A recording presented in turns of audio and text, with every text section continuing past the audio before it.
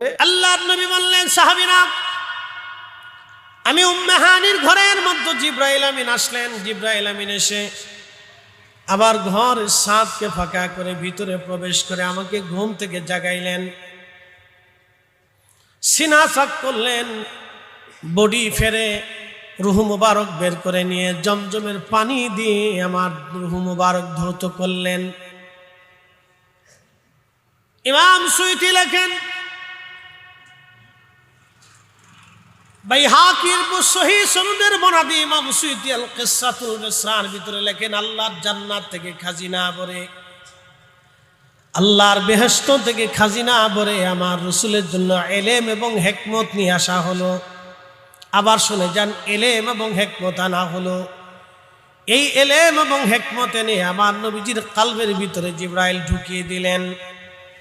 এই জন্য খুব মনোযোগ দিবেন, আমার রাসূল ইলম ছিলেন পরিমাণহীন ইলম। আমার নবীর ইলমকে সীমাবদ্ধ ইলম ধরা যাবে না, আল্লাহর রাসূলের ইলমটাকে আল্লাহ সীমাবদ্ধ করে দিয়েছিলেন। এই জন্য রাসূল বলতেন, আনা মাদিনাতুল ইলম, আমি ইলমের শহর।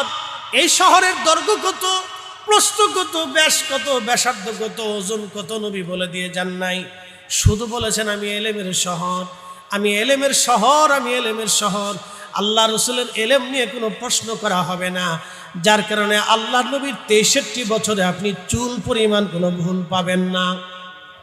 প্রিয় উপস্থিতি, আল্লাহর নবী বলেন, আমার জন্য ইলম আনা হলো, ইলম ঢুকিয়ে দেওয়া হলো আমার কলবের মধ্যে। ইলম ঢুকানোর পরে আমার জন্য বোরাক আনা হলো, বোরাকের বাহনে চললাম আমি, বোরাকের পিঠে চড়ে রওনা করলাম। যাচ্ছিলাম, যাওয়ার সময় দেখি মারারতু বিমূসা ওয়া হুয়া ইউসাল্লি ফি কবরিহি, আমি তাকিয়ে দেখলাম মুসা নবী নিজ কবরের মধ্যে দাঁড়ায় দাঁড়ায় নামাজ পড়ে, একসাথে বলেন আল্লাহু আকবার। এখান থেকে আমাদের একটা আকীদার মাসালা আসবে। মুসা নবী নিজ কবরের মধ্যে দাঁড়িয়ে দাঁড়িয়ে নামাজ পড়ে, এর অর্থ হলো মাসালা দুইটা। এক নাম্বার, নবীরা কবর শরীফের মধ্যে জিন্দা, রওজা শরীফের মধ্যে তারা জিন্দা। দুই নাম্বার, শুধু রওজার মধ্যে তারা ওইভাবেই থাকে না, তারা নামাজ আদায় করে আল্লাহর ইবাদতেও রওজার মধ্যে সময় কাটিয়ে দেয়। তিন নম্বর, আমার রাসূল বোরাকের পিঠের উপরে জড় জগতে নবী বসে আছেন, আর মুসা আলাইহিস সালাম পর জগতে। নবী জড় জগতে, মুসা নবী পর জগতে। একটু বোঝার চেষ্টা করবেন, নবীজি জড় জগতে আর মুসা নবী পর জগতে। জড় জগতের নবী পর জগতের খবর বলে দিলেন। এর অর্থ হলো নবীজি দুনিয়ার থেকে কবরের হালত নবী দেখতে পাইতেন, পর জগতে কি হয় এটা আমার রাসূলের দর্শন মুবারক আল্লাহ দিয়েছিলেন। প্রিয় ভাই আমার, খুব মনোযোগ দিবেন। আল্লাহ নবী ডাক দিয়ে বললেন, সাহাবীরা রে, আমি মুসা নবীকে দেখলাম নিজ কবরের ভিতরে দাঁড়িয়ে দাঁড়িয়ে নামাজ পড়তেছিলেন। আমি ওইখান থেকে রওনা দিয়ে বাইতুল আকসায় গেলাম।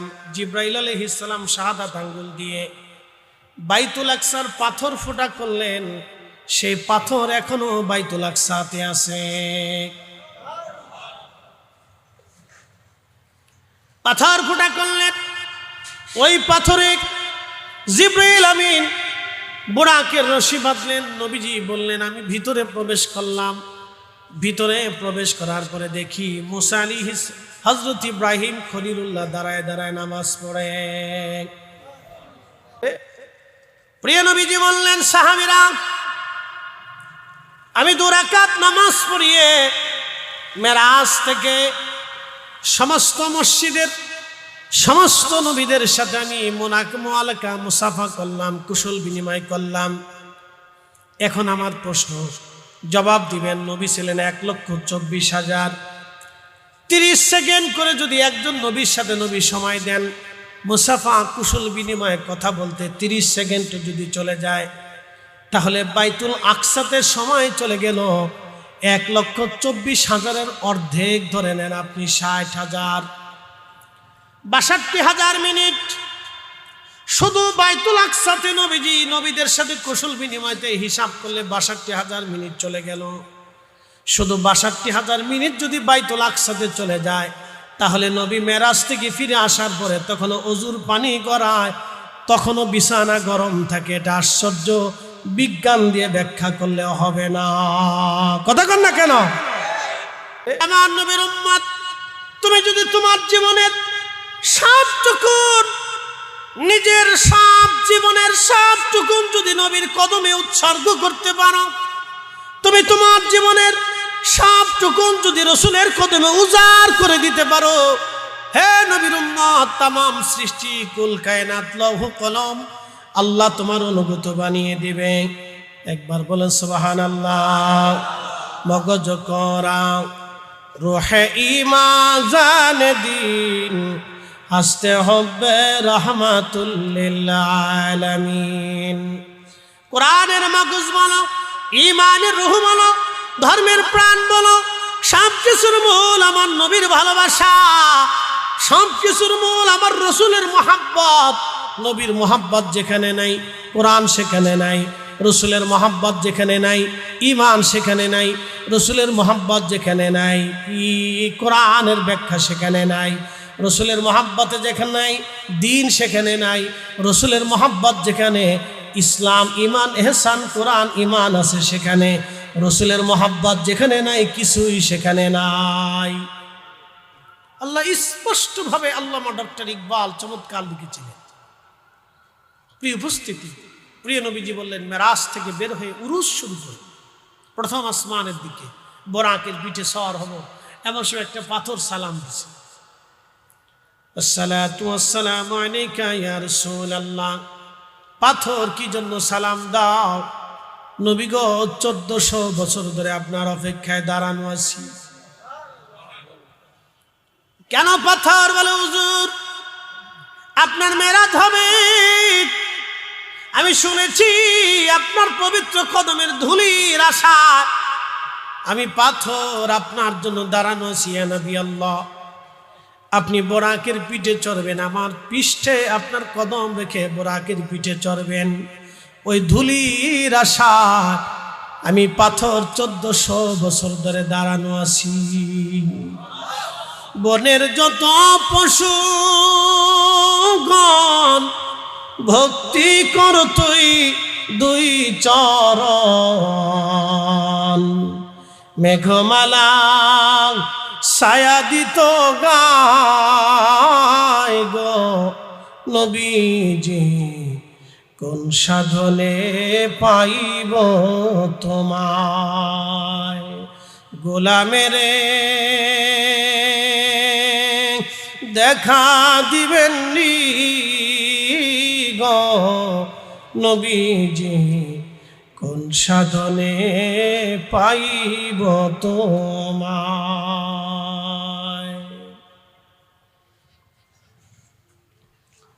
প্রিয় উপস্থিতি হাজির, খুবই মনোযোগের সাথে কথাগুলি শুনবেন। আজ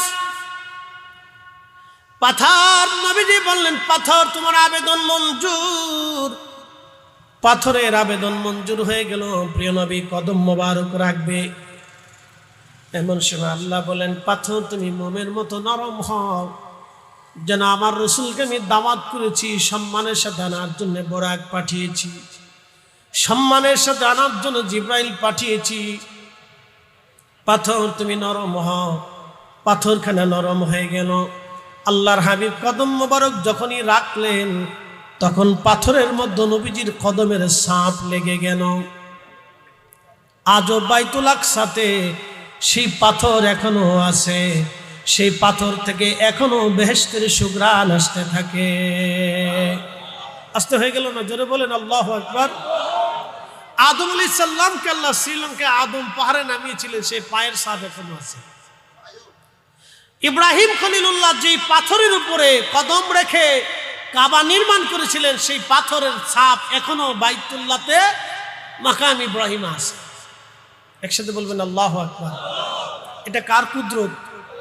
কার কার কার? এই যদি বাইতুল আকসাতে পাথরের ছাপ না থাকতো, তাহলে মানুষ বলতো মেরাজই হয় না। পাথরের সাপ আল্লাহ লাগাই দিয়ে তার বাস্তব প্রমাণ নিদর্শন আল্লাহ রেখে দিলেন। লিনুরিয়াহু মিন আয়াতিনা, আমি তাকে আমার আদর্শ আশ্চর্য নিদর্শনাবলী দেখানোর জন্য আমার রসুলকে নিয়েছি। এখন আপনি যদি বলেন রসুল আমার মতো, তাহলে কিয়ামত পর্যন্ত জিকির করলে আমি মানব না। কি কথা কন না কেন? আপনি যদি বলেন যে রসুল আমার মতো, আমরা নবীর মতো, কিয়ামত পর্যন্ত এই জিকির করলে আমরা মানব না। এ মানলে ঈমান নষ্ট হয়ে যাবে, মানলে ঈমান থাকবে না। আপনি কোন দিক দিয়ে রসুলের মতো হবে? পেশাবের দিক দিয়ে রসুলের পেশাব সুঘ্রাণ ছিল। আপনি যেই জমজমের পানি খাওয়ার পরে পেশাব করেন, সেই পেশাব থেকে দুর্গন্ধ আসে। প্রিয় নবী সেই জমজমের পানি 63 বছর পান করেছেন, কিন্তু একটা দিনের জন্য রসুলের পেশাব থেকে দুর্গন্ধ আসে। কে সুবহানাল্লাহ কি বাড়ি যায় বলবেন? নবীজি পায়খানা করেছেন, আপনি যেই খেজুর খেয়েছেন সেই খেজুর আল্লাহর নবী সারা আরবে সারা জীবন খেয়েছেন। যেই রুটি আপনি খান সেই রুটিও রসুল খেয়েছেন। যেই দুধ আপনি খান সেই দুধও রসুল খেয়েছেন। যেই পানি আপনি পান করেন সেই পানিও রসুল পান করেছেন। আপনি যেই খাবার খেয়েছেন রসুল করিম সেই খাবারই, মাটির তৈরি খাবারই রসুল খেয়েছেন। কিন্তু রসুল খানা গ্রহণ করার পরে, বাথরুম করার পরে রসুলের দুর্গন্ধ আসতো না।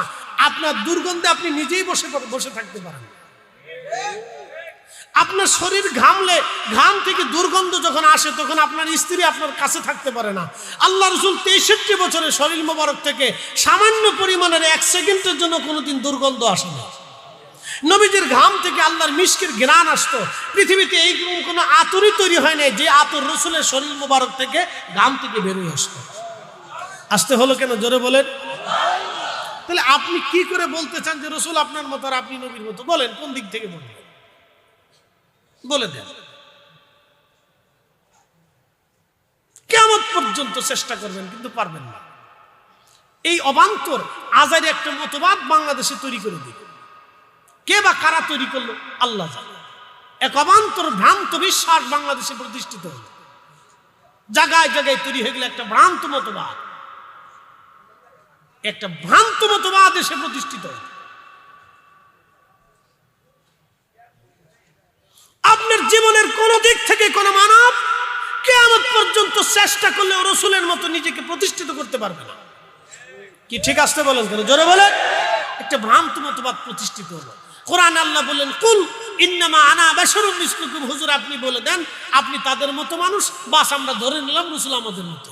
কিন্তু এর ব্যাখ্যা বুঝলাম না, আল্লাহর আয়াতের মর্ম বুঝলাম না, কি জন্য আল্লাহ বললেন তা বুঝলাম না, আল্লাহ রসুল কিভাবে বুঝলেন এই আয়াত তাও আমরা বুঝতে চেষ্টা করলাম না, সাহাবায়ে কেরাম এই আয়াতকে কোন দৃষ্টিতে বুঝলেন তাও আমরা নিজেরাও কোনোদিন গবেষণা করলাম না। আয়াতের বাহ্যিক অর্থ দিয়ে বলে দিলাম রসুল আমার মতো, আমরা নবীর মতো, শেষ। প্রিয় ভাই আমার, হাসরে তো দাঁড়াইতে হবে, কবরে তো যেতে হবে। আল্লাহকে ভয় করে। আল্লাহ আল্লাহ ফিয়া সাহাবি, রসুল বললেন উম্মত আমার সাহাবিদের ব্যাপারে তোমরা আল্লাহকে ভয় করো। আল্লাহ নবী সাহাবিদের ব্যাপারে আল্লাহকে ভয় করতে বলছে, আর আপনি রসুলের ব্যাপারে আল্লাহকে ভয় করতে পারবেন না? রসুলের ব্যাপারে আল্লাহকে ভয় করেন। শুধু ভয় না, আপনার জীবনের যত ভয় আছে সব ভয় দিয়ে আল্লাহকে ভয় করেন। আল্লাহ রসুলের ব্যাপারে আল্লাহকে বেশি ভয় করেন।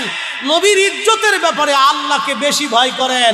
রসুলকে আল্লাহ এতটাই ইজ্জত দিয়েছেন যে সম্মানের সাথে জিব্রাইলকে দিয়া, বাহন দিয়া ইজ্জত করাইয়া, ইজ্জত দিয়ে দিয়ে মেরাজে নিয়ে, সপ্তম আসমান পাড়ি দিয়ে, উফুকিল আলাতে নিয়ে সর্বোচ্চ দিগন্তে নিলেন। সহিহ বুখারীর ভাষ্য, খাদিম রাসূল আনাস রাদিয়াল্লাহু আনহুর বরাত, হযরত খাদিম রাসূল বলতেছেন আল্লাহ রাসূল বলেছেন আল্লাহ আমাকে এত উপরে নিয়েছিলেন, বিমা লা ইয়ালামুহু ইল্লাল্লাহ, বিমা লা ইয়ালামুহু ইল্লাল্লাহ, বিমা লা ইয়ালামুহু ইল্লাল্লাহ, বিমা লা ইয়ালামুহু ইল্লাল্লাহ। এর সীমানা আল্লাহ ছাড়া কেউ জানে না, এর সীমানা আল্লাহ ছাড়া কেউ জানে না। অতএব রাসূলের ইজ্জতের সীমানা আল্লাহ ছাড়া কেউ জানে না।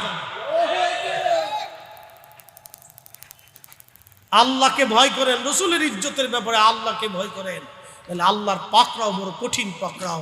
আল্লাহ বলে দিয়েছেন যদি ভয় না করো আন তাহবাতা আমালুকুম, তোমরা যত হজ করবে কবুল হবে না, যাকাত দিবে কবুল হবে না, রোজা রাখবে কবুল হবে না, নামাজ পড়বে কবুল হবে না, তাহাজ্জুদ পড়বে কবুল হবে না, দান করবে কবুল হবে না। তোমার জীবনের সারা জীবন যদি মাকাম ইব্রাহিমের সালাত পড়ো কবুল হবে না, সারা জিন্দেগি যদি মাকাম ইব্রাহিমে ইবাদত করো কবুল হবে না। যদি দরবারে মুস্তাফাতে বিয়াদবি হয়ে যায় কবুল হবে না তো হবে না।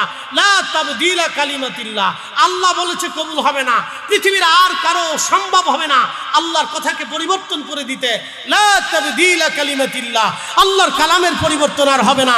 আকাশ ভেঙে গেলেও হবে না, জমিন পুড়ে গেলেও হবে না, সাগর শুকিয়ে গেলেও হবে না। আল্লাহ যা বলেছেন তো বলেছেন, আর পরিবর্তন হবে না, হবে না তো হবে না। এই কথা বলেন না কেন, জোরে বলেন। হবে না তো হবে না, বাস। এবার আপনি যদি পারেন তো উল্টান, কিয়ামত পর্যন্ত টাইম।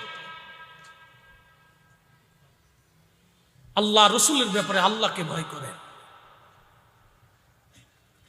ব্যক্তি পূজা ছেড়ে দেন, ব্যক্তি পূজা ছাড়েন, পীর পূজা ছাড়েন, ব্যক্তি পূজা ছাড়েন, এগুলি ছেড়ে দেন, এগুলি ছেড়ে দেন, ব্যক্তি পূজা ছেড়ে দেন। ব্যক্তি কি বললো ওটা আমাদের বিষয় না। মক্কার ইমামও যদি রসুলের ব্যাপারে ইজ্জতের ব্যাপারে ছোট করে, আমি ইমামও চিনি না। কথা ঠিক আছে না ভাই? কারণ মক্কার ইমাম মক্কা দিয়ে ইজ্জতওয়ালা, ইমাম দিয়ে মক্কা ইজ্জতওয়ালা না। মদিনার ইমাম যদি রসুলের শানের বিরুদ্ধে বলে, আমি ইমাম চিনি না, বলে কারণ কি? মদিনার ইমাম নবী দিয়ে ইজ্জতওয়ালা।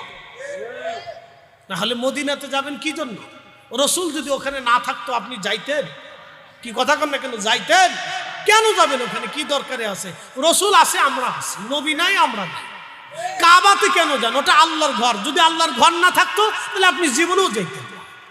কি কথা কন না কেন? তো শাহজালাল রহমতুল্লাহর মাজারে কেন যান? শাহজালাল তো সারা দেশে বহু আছে। শাহজালাল কি বাংলাদেশে কম আছে? বহু গোরস্থানে শাহজালাল ঘুমাই দিয়েছে, বহু শাহজালাল আছে। খয়রাতি শাহজালাল, সুদখোর শাহজালাল, তারপরে আপনার ঘুষখোর শাহজালাল, বহু আছে দেশে। কি আছে না ভাই? বেনামাজি শাহজালাল, লুচ্চা শাহজালাল বাংলাদেশে বহু আছে। কিন্তু আপনি এই শাহজালালের কাছে কেন আসেন? উনি আল্লাহর ওলি, এই জন্য আসেন। কথা কন না কেন? আমরা কি মাজারের ভক্ত না ওলির ভক্ত?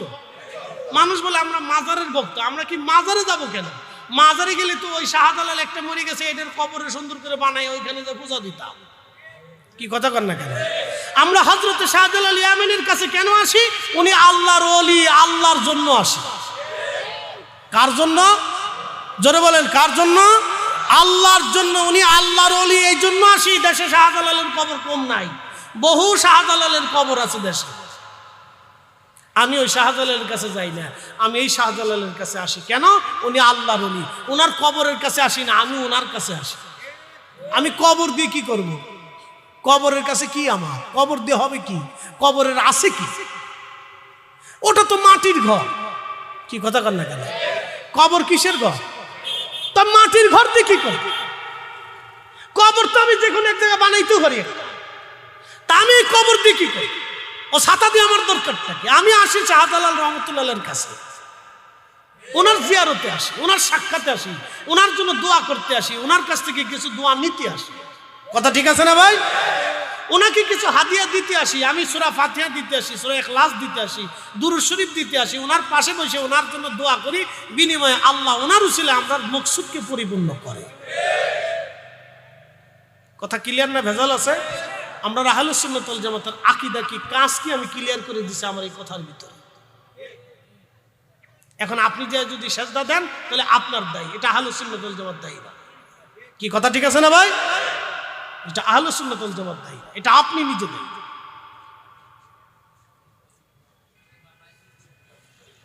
বুঝতে কি কোনো অসুবিধা হচ্ছে ভাই?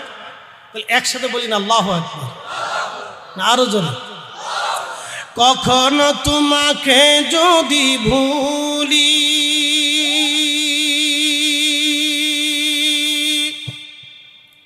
হেদায়েতের আলো জেনে নিয় কাছে তুলি, ঠাই দিও প্রিয়তম অগমহিয়ান, তুমি রহমান, তুমি মেহেরবান। অন্ধগাহে না শুধু তোমারি গুণগান, বুঝেও বুঝে না তবু শান। তুমি রহমান, তুমি মেহেরবান। লা ইলাহা, জোরে লা ইলাহা, জোরে লা ইলাহা, ও লা ইলাহা, হক লা ইলাহা। আসিয়া বলে আল্লাহ আল্লাহ, ফেরাউন দিছে কত জ্বালা। আল্লাহ বলেন ও জিবরাইল, খুলো হে জান্নাতের তালা। লা ইলাহা, ও লা ইলাহা, হক লা ইলাহা। জবান খুলে আল্লাহ আল্লাহ আল্লাহ আল্লাহ আল্লাহ আল্লাহ।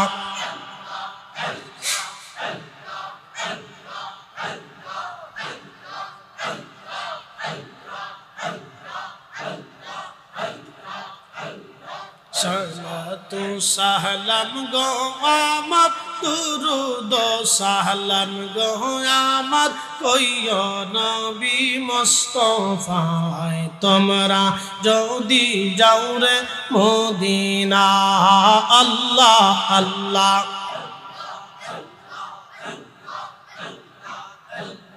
ওই মদিনা শরীফের মাঝে নূরের একটি খাম্বা আছে গো।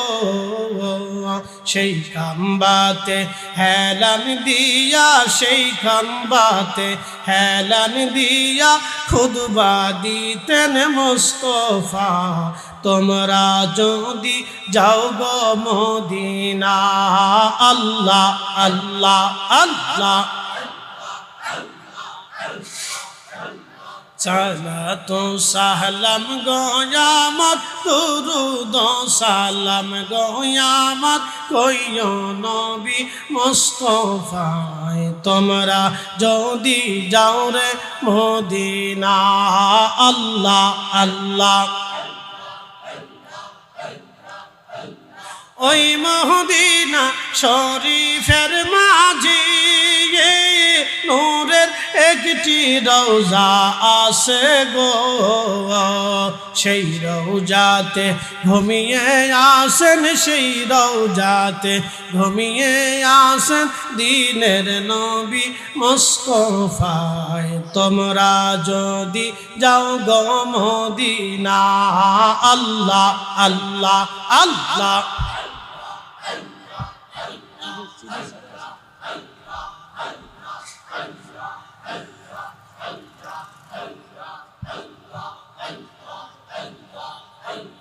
মানুষ বানাইছে আল্লাহ, মানুষ বানাইছে আল্লাহ প্রেমের কারণে। প্রেমের ডোরে বান্দরে মদিনার শনে। আল্লাহ আল্লাহ।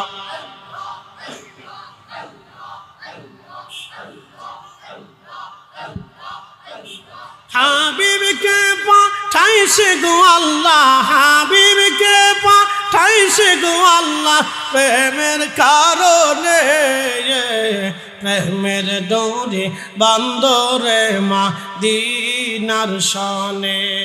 আল্লাহ আল্লাহ আল্লাহ।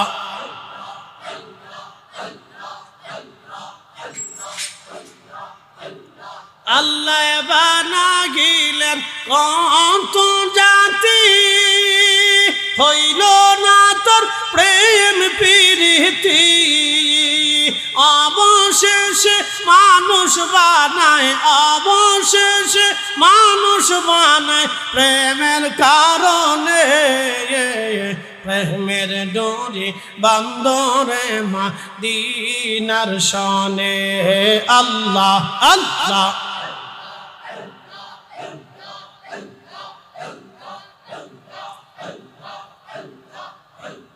মানুষ নাই সে আল্লাহ প্রেমের কারণে, প্রেমের ডোরে বান্দরে মদিনার শানে।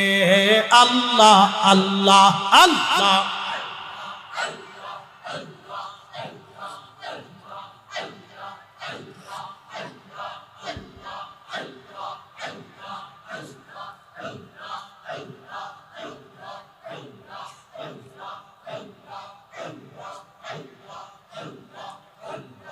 লা ইলাহা ইল্লাল্লাহু মুহাম্মাদুর রাসূলুল্লাহ সাল্লাল্লাহু আলাইহি ওয়াসাল্লাম। আল্লাহর নবী ডেকে বললেন, সাহাবীরা রে, আমি বোরাকের পিঠে চললাম, পাথরের উপরে কদম রেখে। বোরাকের পিঠে চড়ার পরে বোরাক আমাকে নিয়ে রওনা করলো। প্রথম আসমানে যাওয়ার পরে জিবরাইল আমিন দরজার মধ্যে করাঘাত করলেন। জবাব আসলো, কে? আমি জিবরাইল। আপনার সাথে উনি কে? রাহমাতুল লিল আলামিন। ওনাকে কি দাওয়াত করা হয়েছে? বলে হ্যাঁ। সাথে সাথে দরজা খুলে গেল। আমি ভিতরে ঢোকার পরে সমস্ত ফেরেশতারা দাঁড়াইয়া আমাকে সালাম দিল, অভিবাদন হালান সাহালান দিল। একবার জোরে বলেন আল্লাহু আকবার। আচ্ছা, এখন একটা প্রশ্নগুলি জবাব দেবেন, নবী কতজন? আমাদের নবী তো একজন, কিন্তু সব নবী কতজন? 1,24,000। তাহলে জিবরাইল মিনিমাম হলো আসমান থেকে পৃথিবীতে 1,24,000 বার একবারে মিনিমাম আসছে। কথা ঠিক আছে না? প্রত্যেক নবীর কাছে একবার না একবার জিবরাইল আসছেই। তাহলে জিবরাইল 1,24,000 বার আসমান জগৎ থেকে দুনিয়াতে আসলেন, কিন্তু আসমানের ফেরেশতারা জিবরাইলকে চেনে না। তাহলে এটা কোন দরজা? লিনুরিয়াহু মিন আয়াতিনা, আমি আশ্চর্য নিদর্শন দেখানোর জন্য আমার নবীকে মেরাজে নিলাম। তাহলে এটা কোন দরজা? যে দরজার ফেরেশতারা জিবরাইলকে চিনে না, অথচ মিনিমাম হলো জিবরাইল 1,24,000 বার পৃথিবীতে আসছেন আর গেছেন, অথচ ফেরেশতারা জিবরাইলকে চিনে না। এটা আবার কি? এবার এই সমস্যার সমাধান দিয়েছেন আল্লামা ইমাম আহমদ কাসতালানী আল মাওয়াহিবুল লাদুনিয়ার ভিতরে। তিনি বললেন, এই সমস্যার সমাধানটা হলো, শোনো, এই দরজাটা শুধু আল্লাহ আমার নবীর মেরাজের জন্য আসমানে নির্মাণ করেছিল। একবারই এই দরজা দিয়ে আমার রসুল এবং জিবরাইল যাবে আর আসবে। দ্বিতীয়বার কখনো, কোনো কালে, কোনো দিন, কোনো সময়, কোনো মুহূর্তে আর কেউ এই দরজা দিয়ে ঢুকতে পারবে না, আসতে পারবে না। শুধু আমার রসুলকে আহলান সাহলান দেওয়ার জন্যে আমার আল্লাহ স্পেশাল আলাদা দরজা বানায় রেখে দিয়েছিলেন। জোরে বলেন আল্লাহু আকবার। এবার ওই রসুলের ইজ্জতের বিরুদ্ধে গেলে আমরা কাউকে চিনি না। জোরে বলেন কাউকে, একসাথে বলেন কাউকে। সে যত বড় হুজুর হোক, তাকে আমি চিনি। জোরে বলেন চিনি। এক কথাই শেষ, আমি তাকে চিনি। সে অপরিচিত, আমি তাকে চিনি। কথা ক্লিয়ার, কোনো ভেজাল টেজাল না। আমি তাকে চিনি। সে আমার ভাই, ও চিনি না। বাপ, ওটা চিনি। বল হুজুর কি বললেন? হ্যাঁ, বাপও চিনি। সাহাবী নিজের বাপরে চিনি নাই। বাপের নাম ছিল আব্দুল্লাহ ইবনে উবাই, মুনাফিকদের লিডার মদিনা। তার ছেলে ছিল আব্দুল্লাহ, ছেলের নামও আব্দুল্লাহ, বাবার নামও আব্দুল্লাহ।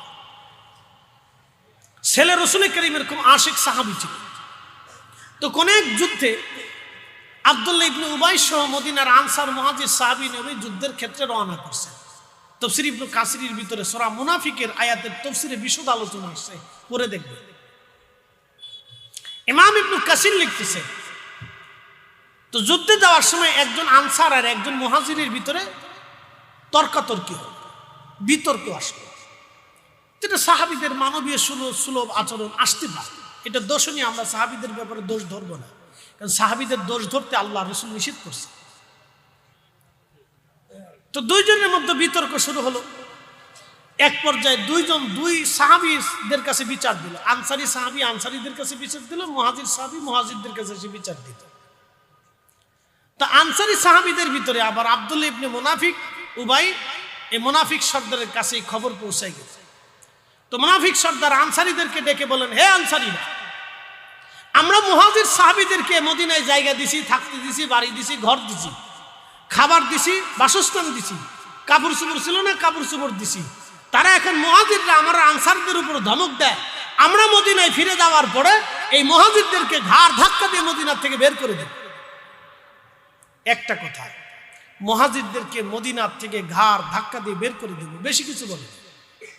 আল্লাহ নবীর কানে শব্দ যাওয়ার পরে রাসূল করিম বুঝতে পারলেন যে মুনাফিকরা চক্রান্ত করতেছে ঝামেলা পাকানোর জন্য। সেই জন্য মুনাফিকরা এই যুদ্ধ যাত্রাটাকে ব্যাহত করবে। এই জন্য আল্লাহ নবী বললেন, সাহাবীরা তোমরা আর দেরি করো না, এই মুহূর্তে মুভ করো মদিনার দিকে। ওই যুদ্ধের যাত্রা নবী বাদ দিয়ে তিনি মদিনার দিকে রওনা করলেন। আল্লাহ নবী রাত্রিবেলা পথ চলতেন, সারাদিনে ঘুমাইতেন, বিশ্রাম করতেন। বলে, হুজুর এটা কেন? যাতে ওই তর্কাতর্কি দিনের ভাগে, এই সফরের সময় সজাগ থাকলে দিনের ভাগে মারামারি লাগতে পারে, ঝগড়া বাড়তে পারে। এই জন্য আল্লাহ রসুল সারা রাত্র পথ চলতেন। সারা রাত সময় পথ চলতে চলতে ক্লান্ত হয়ে যেত, সারাদিন সবাই বিশ্রাম করে, এই বিশ্রাম করতে করতে আর ওই কথা মনে থাকতো না। এইভাবে রাসূল করিম রাত্রিবেলা পথ চলতে চলতে মদিনায় রওনা করলেন। মদিনার দিকে নবী আসার সময় রাসূল করিমের সাহাবী রাসূল হযরত আব্দুল্লাহ রাদিয়াল্লাহু আনহু তিনি জানতে পারলেন তার বাবা নবীকে এবং মুহাজিরদেরকে মদিনার থেকে ঘাড় ধাক্কা দিয়ে বের করে দিবে। মুহাজিরদেরকে ঘাড় ধাক্কা দিয়ে বের করে দিবে, এই চিন্তা করার পরে রাসূলের আশিক সাহাবী দ্রুত গতিতে ঘোড়া দাঁড়ায় সবার আগে মদিনায় চলে আসছে। যে রাস্তা দিয়ে মদিনায় ঢুকবে, ওই রাস্তা দিয়ে ঢুকানোর সময় সাহাবী আব্দুল্লাহ রাদিয়াল্লাহু আনহু ওইখানে দাঁড়িয়ে আছেন। আজকে দেখা যাবে আব্বার একদিন, না হয় আমার আর একদিন। আজকে আমি বাবা চিনি না, আমার রাসূলের অপমানে আমার বাপ আমি চিনি না। একসাথে জোরে বলেন আল্লাহু আকবার। দেখেন সাহাবী তিনি ঘোড়া দাবড়াইয়া মদিনার যে রাস্তা দিয়ে ঢুকবে, যেমন হুমায়ুন চত্বর, সিলেটের আপনার এই হুমায়ুন চত্বরে এই মূল রাস্তার এইখানে ধরেন এই রাস্তা দিয়ে ঢুকতে হবে। তো সব সাহাবী রাস্তা দিয়ে আসতেছে, আল্লাহ রসুল সব সাহাবীদের পিছে পিছে আসতেছে, সব সাহাবীরা আগে আগে। তা আব্দুল্লাহ ইবনে উবাই সবার আগে ছিল। এই হুমায়ুন চত্বরে ধরেন মূল ফাউন্ডেশনের রাস্তায় আসার সাথে সাথে ছেলে আব্দুল্লাহ তলোয়ার বের করে ঢাল সামনে দাঁড়ায় বলে, এই বাবা দাঁড়াও, এই পিতা দাঁড়াও, আজকে বাপ চিনি না, সন্তানের পরিচয় হবে না, বাবের পরিচয় হবে না, আজকে দাঁড়াও। তুমি বলছো মুহাজিরদেরকে ঘাড় ধাক্কা দিয়ে মদিনার থেকে বের করে দিবে। এই বাবা, মুহাজিরদের ভিতরে আমার রাসূল অন্তর্ভুক্ত, আমার নবী হিজরত করে মদিনাতে আসছে, আমার নবী মুহাজিরি। এই পিতা, তুমি মুহাজিরদেরকে ঘাড় ধাক্কা দিয়ে মদিনার থেকে বের করতে চাও, আমি তোমার সন্তান, আজকে বাবার পরিচয় হবে না, সন্তানের পরিচয় হবে না, তোমার দেহ থেকে মাথা আলাদা করে ফেলে দিব। যদি মদিনায় ঢুকতে চেষ্টা করো তাহলে তোমার দেহ থেকে মাথা ফেলে দিব। আমার রাসূল অনুমতি না দেওয়া পর্যন্ত এইখানে দাঁড়িয়ে থাকতে হবে। যদি সামনের দিকে বাড়াও, আজকে বাপ পুতের লড়াই হবে, যুদ্ধ হবে। একসাথে বলবেন আল্লাহু আকবার। আরো জোরে। সাহাবী নবীর ইজ্জতে বাপ চিনছে, কথা কন না কেন? বাপ চিনছে। সাহাবী রাসূলের ইজ্জতে বাপ চিনে না। আর আপনার মৌলবী তো আরো বহু পরের কথা, ওগুলির হিসাবই আসবে না, ওগুলির হিসাবই আসবে না। আপনার শায়েখ আরো পরের হিসাব, ওগুলো কোনো হিসাবের তালিকাতেই আসবে। আপনার পীর আরো পরের হিসাব, ওগুলি আপনার তালিকার ভিতরে আসবে না, তালিকার ভিতরে আসবে না। সাহাবী নিজের বাপ চিনে নেই। এই তোমার দেহ থেকে মাথা ফেলে দেবা, বাপ পুতের লড়াই হবে, হয় তুমি মরবে না আমি মরবো। তবে শুনে রাখো বাবা, তুমি রাসূলকে অপমান করতে চাইছো, তোমাকে এই মদিনায় ঢুকতে হলে রাসূলের অনুমতি নিয়ে ঢুকতে হবে। যদি রাসূল অনুমতি দেয় ঢোকার জন্য তাহলে তুমি বেঁচে গেলে, আর যদি নবী অনুমতি না দেয় তাহলে আমি বেটা তোমার নিজের হাতে তোমাকে জবাই দেব আজকে। একসাথে বলুন আল্লাহু আকবার। ছেলে ছেলে সাহাবী সাহাবী, এরা সাহাবী, বুঝতে পারছেন? রসুলের ইজ্জতের ব্যাপারে এরা এরকম সজাগ ছিল। আপনি ছাতা কি পাগল হইছে? কি উম্মত হইছেন আপনি? কিচ্ছু না। সাহাবীদের ব্যাপারে আপনি কিচ্ছু না। তাদের জুতার সাথে যেই দোলা, এটা যদি এক পাল্লায় দেন আর আমরা সবারই যদি আর এক পাল্লায় দেন, একজন আদনা সাহাবীর জুতার দোলার সমান হবে। ঠিক আসতে বলেন কেন? জোরে বলেন। তারা ইমানে একই নিয়ে এত পাকা ছিল, ইমানে একই নিয়ে এত মজবুত ছিল, নিজের বাপ চিনে না। তো বাপ পুতে দুইজনে তলোয়ার সামনে নিয়ে দাঁড়িয়েছে। ছেলে বলতেছে, যদি এক কদম সামনের দিকে বাড়াও তোমার সাথে যুদ্ধ হবে, দেহ থেকে মাথা আলাদা করবো আজকে।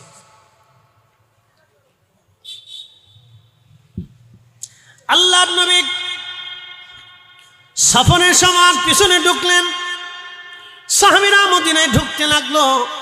নবীজি সবার পিছনে ঢুকলেন, সাহাবীদেরকে ডেকে বললেন, ও সাহাবীরা, তোমাদের এখানে কি হয়েছে? আব্দুল্লাহ বলেন, ইয়া রাসূলুল্লাহ, আমার আব্বাজান বলেছেন মদিনার থেকে মুহাজিরদেরকে ঘাড় ধাক্কা দিয়ে বের করে দিবে। প্রিয় নবীজি, আপনি মুহাজিরদের অন্তর্ভুক্ত। ইয়া রাসূলুল্লাহ, আমার বাপের কত বড় সাহস হয় মদিনার থেকে আপনাদেরকে তাড়িয়ে দিবে। নবীজি, আমি অস্ত্র হাতে নিয়ে দাঁড়িয়ে আছি, হয় আজকে বাবা মারা যাবে, না হয় আমি মারা যাব। হুজুর, আপনি যদি অনুমতি দেন আমার বাবাকে মদিনায় ঢুকতে দিব, আর যদি অনুমতি না দেন আমার বাবার দেহ থেকে মাথা ফেলে দেবে। ইয়া রাসূলুল্লাহ, আল্লাহর নবী ডাক দিলেন, আব্দুল্লাহ তলোয়ার নামাও। যদি আমি তোমার বাবাকে হত্যার অনুমতি দেই তাহলে মানুষ বলবে মুহাম্মদ তার সাথীদেরকে হত্যা করে। তুমি তোমার বাবাকে ছেড়ে দাও। আব্দুল্লাহ তলোয়ার ঘুচিয়ে ফেললেন। আব্দুল্লাহ ইবনে উবাই মুনাফিক সর্দার মদিনাতে চলে গেলেন। আব্দুল্লাহ রাসূল করিমের সাথে সাথে আসে আর বলে, ইয়া রাসূলুল্লাহ, আমার মন বলতেছে আমার বাবার হত্যার ফয়সালার ব্যাপারে আল্লাহর আসমান থেকে কোন আয়াত নাজিল হতে পারে। যদি রব্বুল আলামিন আমার বাবাকে হত্যার বিধান চালু করে দেয়, জারি করে দেয়, নবীজি পৃথিবীর কাউকে দিয়ে আমার বাবাকে আপনি হত্যা করাবেন না। ইয়া রাসূলুল্লাহ, অন্য কেউ যদি আমার বাবাকে হত্যা করে তাহলে ওই ব্যক্তির প্রতি আমার আক্রোশ আসতে পারে, আর ওই ব্যক্তির প্রতি যদি আমার আক্রোশ এসে যায় তাহলে আল্লাহ রসুলের বিধানে আমার উপর আল্লাহ অসন্তুষ্ট হবে। আল্লাহ রসুলের মহব্বতে আমার রব আমার উপর অসন্তুষ্ট হবে। আমি চাই না আমার পিতার কারণে আল্লাহ আমার উপর অসন্তুষ্ট হয়ে যাক। ইয়া রাসূলুল্লাহ, আমি আমার নিজের বাবাকে নিজে হাতে জবাই দিব যদি আপনি হত্যার বিধান চালু করে দেন। ইয়া নবী আল্লাহ, আমি আমার নিজের বাবাকে নিজের হাতে হত্যা করব। নবীজি, অন্য কাউকে দিয়ে হত্যা করাবেন না, আমি নিজে হত্যা করব। আপনি এখন এই ঘটনাটা বাড়ি যে খুব গভীরভাবে চিন্তা করবেন, এটা কি হলো? একজন সাহাবী নিজের বাপকে জবাই দিতে চায়, কেন? নবীর ইজ্জতের কারণে। ঠিক তখনই কোরআনের আয়াত নাযিল হলো, ওয়ালিল্লাহিল ইজ্জাতু ওয়ালিরসুলিহি ওয়ালিল মুমিনিনা ওয়ালাকিন্নাল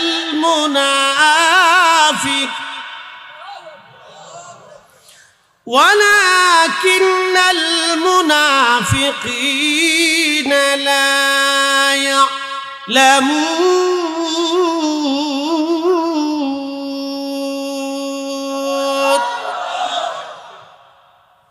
আয়াত নাজিল হলো, কোরআন নাজিল হলো। এত আয়াতের তাফসীর হয়, খালি এই আয়াতের তাফসীর হয় না, কারণটা কি হয়? এত আয়াতের তাফসীর দেশে হয়, এই আয়াতগুলির তাফসীর হয় না, কারণটা কি? এই আয়াতগুলির তাফসীর বেশি করে করানোর দরকার, যাতে সবার বুঝ জ্ঞান আসে যে রসুল কি জিনিস, এটা বুঝবে। যে সাহাবীরা কলিজা দিয়ে রসুলকে ভালোবাসছে, এটা বুঝবে মানুষ। আয়াতগুলির তাফসীর হওয়ার দরকার।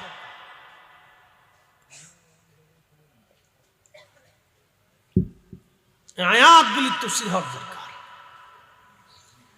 আল্লাহ বলেন, হাবিব, আমি আল্লাহর ইজ্জত, আমার রসুলের ইজ্জত, মুমিনের ইজ্জত। নবীজি, আমি আল্লাহর ইজ্জত, আমি আমার বন্ধু আপনি রসুলের ইজ্জত এবং মুমিনের ইজ্জত। ওয়ালাকিন্নাল মুনাফিকিনা লা ইয়ালামুন, মুনাফিক যারা তারা বুঝে না।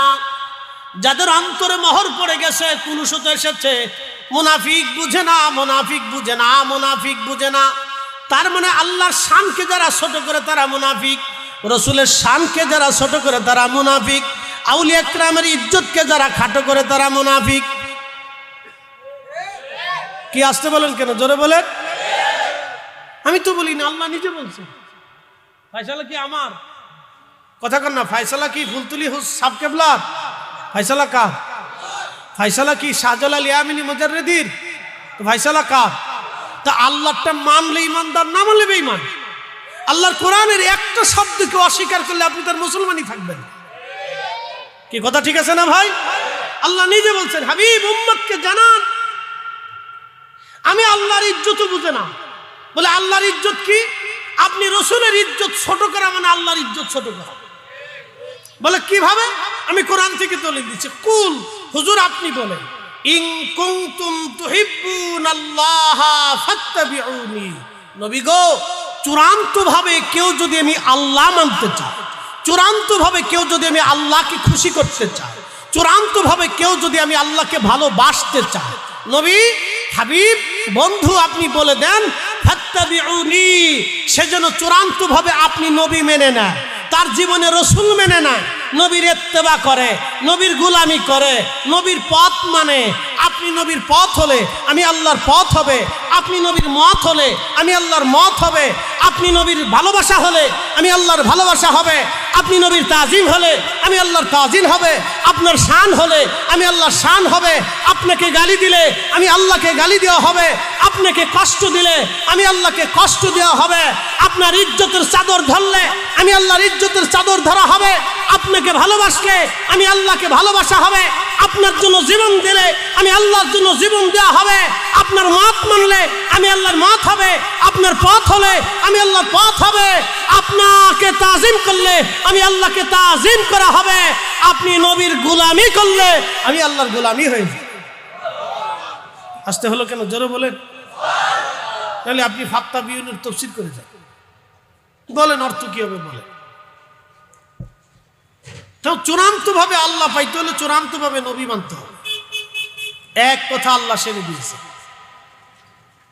এই জন্য কাজী নজরুল কবিতা আর সঙ্গে লিখেছিলেন, আল্লাহকে যে পাইতে চায় হযরতকে ভালোবেসে,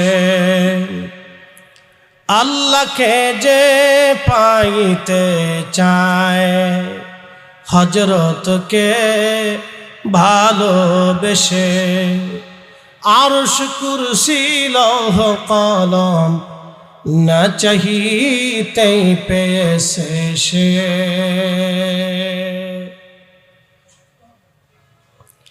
প্রিয় বন্ধু, এই জন্য সাহাবীরা জীবনের সবটুকুন দিয়ে রসুলকে মহব্বত করতেন। আল্লাহ বলেন, ওয়ালিল্লাহিল ইজ্জাতু ওয়ালিরাসূলিহি ওয়ালিল মুমিনিনা ওয়ালাকিন্নাল মুনাফিকিনা লা ইয়ালামুন।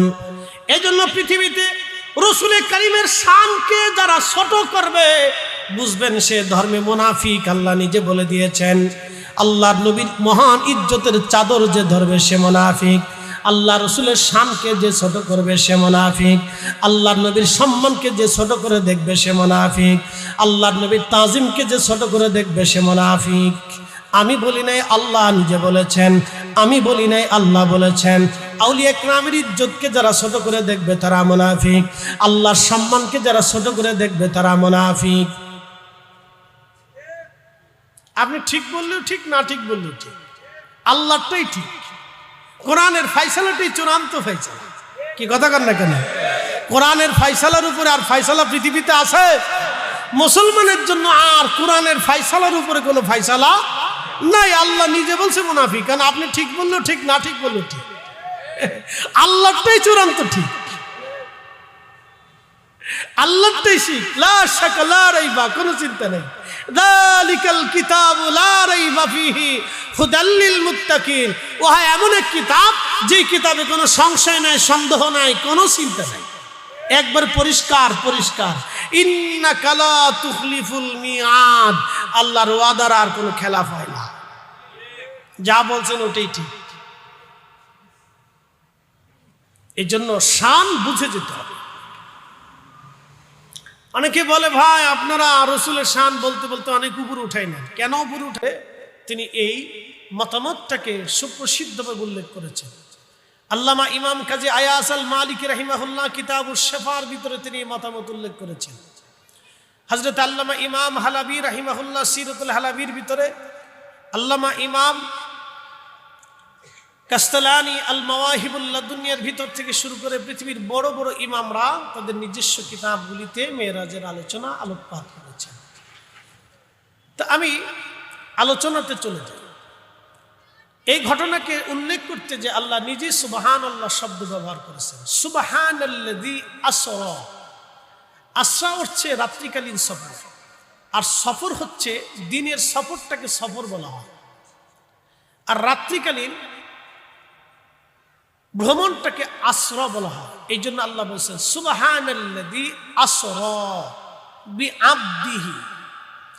আব্দুল শব্দের তাফসীর করতে যে আল্লামা ইমাম জালালউদ্দিন আস-সুয়ুতি আল কিসসাতুল বিসরার ভিতরে ইমাম হযর আসকালানী রাহিমাহুল্লাহের কওল উল্লেখ করেছেন, এবং তাফসীর ইবনে কাসিরের ভিতরে আল্লামা ইমাম ইবনে কাসির তিনার বিশ্ববিখ্যাত সেই বিশুদ্ধতম তাফসীরের কিতাব তাফসীর ইবনে কাসিরের ভিতরে আবদিহি বা আব্দুল এর ব্যাখ্যা করেছেন রুহু এবং দেহ, রুহু এবং দেহের সমষ্টিগত মানবকেই আব্দ বলা হয়। শুধু রুহুকে আব্দ বলা হয় না, শুধু দেহকে আব্দ বলা হয় না, রুহুবিহীন দেহকে আব্দ বলা হয় না, এবং দেহবিহীন রুহুকেও আব্দ বলা হয় না। আব্দ বলা হয় রুহু এবং দেহ একসাথে থাকবে।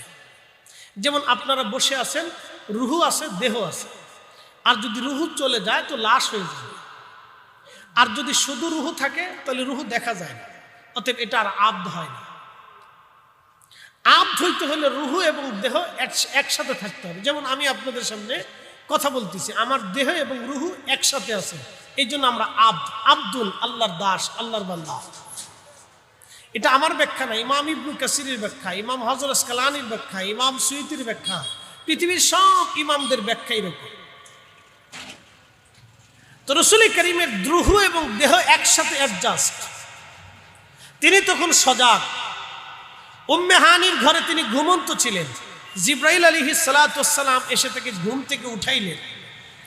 উঠাইয়া তিনাকে পবিত্র ঘর থেকে বের করে পার্শ্ববর্তী স্থানে নিয়ে প্রিয় নবীজির সিনা সাক করানোর জন্য এই গলার নিম্ন অংশ থেকে নাভি পর্যন্ত ফেরে প্রিয় নবীজির কালব মোবারক বের করা হবে। সুবহানাল্লাহ বলবেন না? আরেকটু জোরে না, আরো জোরে বলে হুজুর সুবহানাল্লাহ কেন বলাইতেছেন? বর্তমান পৃথিবীতে ওপেন হার্ট সার্জারি হয় কিনা? হয়। তো বর্তমান পৃথিবীতে ওপেন হার্ট সার্জারি হলে তখন রোগীকে অজ্ঞান করে অবশ করে তারপর ওপেন হার্ট সার্জারি করে। আর আমার রাসূলের সিনা সাক হচ্ছে, নবী নিজে দেখতেছে, নবী তখনও জাগ্রত না, হয় না? আরো জোরে বলেন। এটা কি বিজ্ঞান দিয়ে ব্যাখ্যা করা যাবে? বলেন, কেউ যদি বলে এটা বিজ্ঞানের ব্যাখ্যা, কি বিজ্ঞানের ব্যাখ্যা আপনি কি দিবেন? এখানে কোনো বিজ্ঞানের ব্যাখ্যা নেই, বিজ্ঞান এখানে নীরব। বলে হুজুর এত কিছু বিজ্ঞান আবিষ্কার করলো, এখানে বিজ্ঞান কেন নীরব হবে? আমি আপনাকে বলি, তাহলে বিজ্ঞানকে বলেন যে মৌমাছি যেইভাবে মধু বানায় তোমরা ওইভাবে মধু বানাই দাও, তাহলে বুঝবেন বিজ্ঞানের দৌড় কত দূর পর্যন্ত আছে।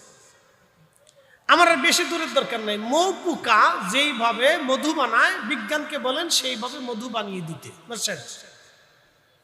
বিজ্ঞান এখানে অসহায়। বিজ্ঞানকে বলেন আল্লাহ যেইভাবে গরুর দুধ তৈরি করে দিছে, তোমরা সমস্ত বিজ্ঞান মিলে চেষ্টা করে আল্লাহর দেওয়া গরুর দুধের মতো এক ফোঁটা দুধ তোমরা বানাই দাও। বিজ্ঞান এখানে শেষ। বিজ্ঞানের ক্ষমতা সীমিত, বিজ্ঞানের ক্ষমতা সীমাবদ্ধ, আর আল্লাহর ক্ষমতা অসীমাবদ্ধ। তার বাস্তব প্রমাণ বিজ্ঞানকে বলেন যে মধু পোকা যেইভাবে মধু বানায়, তোমরা বিজ্ঞান সব মিলে এরকম একটা মধু পোকার থেকে তোমরা মধু বানাই দাও। তো বিজ্ঞান এখানে নীরব, অসহায়, বলে না এটা সম্ভব না। যেহেতু সম্ভব না, সেহেতু যার দুরুদের বদলতে মৌ পোকা মধু বানায়, তার মেরাজ নিয়ে বিজ্ঞানের কোনো ব্যাখ্যা হবে না। এটা আমাদের বিশ্বাস, এটা আমাদের কি একসাথে বলেন, এটা আমাদের কি বিশ্বাস।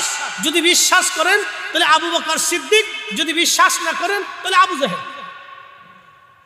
কি কথা কন না কেন? যদি বিশ্বাস করেন তাহলে আবু বকর সিদ্দিক, আর যদি বিশ্বাস না করেন তাহলে আবু জাহেল। শাহজালাল ইয়ামানি মুজাররিদি রাহমাতুল্লাহ আলাইহি জায়নামাজ দিয়ে সুরমা নদী পার হইছে। বিজ্ঞান দিয়ে ব্যাখ্যা হবে? বিজ্ঞান কেউ যদি বলেন বিজ্ঞান তুমি ব্যাখ্যা করো, বিজ্ঞান হাসবে আর বলবে এটা অসম্ভব, এটা পাগলের প্রলাপ, বিশ্বাস করো অবাস্তব। যেমন আমাদের দেশের কিছু নজদিপন্থীরা অবিশ্বাস করে, না উনি কলা গাছ দিয়ে নদী পার হয়েছে, কখনো জায়নামাজ দিয়ে নদী পার হওয়া যায় না। আর আমরা সুন্নিরা বিশ্বাস করি শাহজালাল ইয়ামানি জায়নামাজ দিয়ে নদী পার হয়েছেন। উনি যদি ওই দিন জায়নামাজ দিয়ে নদী পার হতে না পারতেন তাহলে আজকে সিলেট না, এই বাংলার ভূখণ্ডে আশেপাশে কালেমার 7 মুসলমান খুঁজে পাইতো না।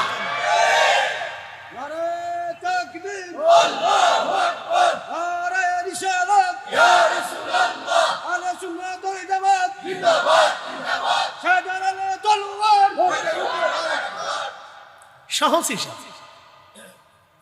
খাজা বাবা আজমিরি যদি আজমির থেকে সেই দিন ধুলি পানি পথের প্রান্তরে নিক্ষেপ করতে না পারতেন তাহলে এই উপমহাদেশে কালেমার 7 মুসলমান খুঁজে পেতেন না। কিন্তু আজকে যুগের অবর্তনে আধুনিকতার ছোঁয়ায় অনেক মুসলমান ভাইরা এই কথাগুলি ভুলেই গেছে, মনেই নাই তাদের। তারা ভাবতেছে দিন বুঝি আমরা কায়েম করে ফেলছি। আরে শাহজালাল ইয়ামানি মুজাররিদি একা যা করে দেখিয়েছে এদেশের 18 কোটি মুসলমান তা করতে পারে নাই। এদেশের 60 লক্ষ আলেম তা করতে পারে নাই। উনি একা যা করেছে এদেশের 60 লক্ষ আলেম তা করতে পারে। অতএব ওনাদের অবদানকে অস্বীকার করা মানে নিজের বাপকে অস্বীকার করা।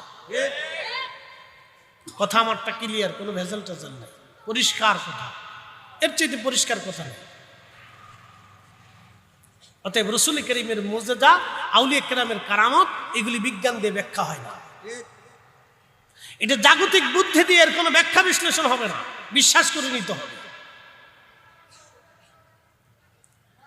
বিজ্ঞান দিয়ে ব্যাখ্যা করলে হবে। তখনও অজুর পানি করা। আচ্ছা বলেন তো, আরবের মাটি আমাদের বাংলাদেশের মাটির মতো? তো আরবের মাটিতে পানি পড়লে সাথে সাথে টেনে নিয়ে যায় না? পানি হয়তো 2-3 সেকেন্ড গড়াইতে পারে। কয় সেকেন্ড? 2-3 সেকেন্ড পানি গড়াইতে পারে, এর বেশি না। 2-3 সেকেন্ড বা 10 সেকেন্ডই সর্বোচ্চ ধর্ম। 10 সেকেন্ড পানি গড়ানোর পরে এই পানি আর সাধারণত অজুর পানির হিসেবে আর গড়াইতে সক্ষম থাকে না। তো এই 10 সেকেন্ডের ভিতরে মেরাজ কেমন হয়ে গেল? কি আসতে হয়ে গেল না? সুবহানাল্লাহ। এর অর্থ কি? এর অর্থ হচ্ছে সমস্ত সৃষ্টিকে আল্লাহ স্টপ করে দিয়ে শুধু নবীর মেরাজকে আল্লাহ চলমান রেখেছেন। না না হয় না, আরো জোরে, আরো জোরে, জোরে জোরে জোরে। সমস্ত সৃষ্টিকে আল্লাহ স্টপ করে দিয়ে শুধু রসুলের মেরাজকে আল্লাহ জারি রেখেছিলেন। এটাই হচ্ছে রসুলের মহান সম্মান। কথা বল ঠিক না বেটা? আপনি যে যত বড়ই হন না কেন, মক্কার ইমাম হলেও রসুলের ইজ্জতের বিরুদ্ধে কথা বলে মান। যদি মদিনার মসজিদের ইমামও শাইখ আব্দুর রহমান হুযাইফি 40 বছর ধরে মদিনা শরীফের মসজিদের ইমামতি করেন, আল্লাহ হায়াতের মধ্যে আরো বরকত দিক, এই 40 বছরের ইমামও যদি রসুলের শানের বিরুদ্ধে বলে তারপরেও আমরা মানব না। কারণ হুযাইফিকে আমরা মদিনাওয়ালাকে দিয়ে চিনি, আমরা হুযাইফি সাহেবকে দিয়ে মদিনাওয়ালা চিনি না। আমরা মদিনাওয়ালাকে দিয়ে মদিনার ইমাম সাহেবদেরকে চিনি। আমরা মক্কাকে দিয়ে মক্কার ইমাম সাহেবদেরকে চিনি, ইমাম সাহেব দিয়া মক্কা চিনি না। কি কথা বুঝাইতে পারছি? সিলেটবাসীকে দিয়া শাহজালাল রহমতুল্লাহ আলাইহিকে চিনি না, শাহজালাল রহমতুল্লাহ আলাইহিকে দিয়া সিলেটবাসীকে চিনি। কথা বুঝে যাবেন। এই জন্য আরবিতে প্রবাদ আছে, শরফুল মাকিনা ও শরফুল মাকান, শরফুল মাকানে ও শরফুল মাকিন। কিছু জায়গার কারণে মানুষের দাম বাড়ে, কিছু মানুষের কারণে জায়গার দাম বাড়ে। সিলেটবাসী, হ্যাঁ 360 আউলিয়ার পুণ্যভূমির সন্তানেরা, আপনারা আপনাদের কোলের ভিতরে মাটির নিচে এমন একজনকে ঘুমিয়ে রেখে দিয়েছেন যাকে আপনারা অনেকে চিনিনি না, মর্যাদা দেনও না। আপনারা মর্যাদা দেন আব্দুল ওহাব নজদিকে, ওই আরবের আব্দুল ওহাব নজদিকে সম্মান দেন, অথচ যে ইসলাম এনেছে আপনি তাকে সম্মান দিলেন না। কি কথা কন না কেন?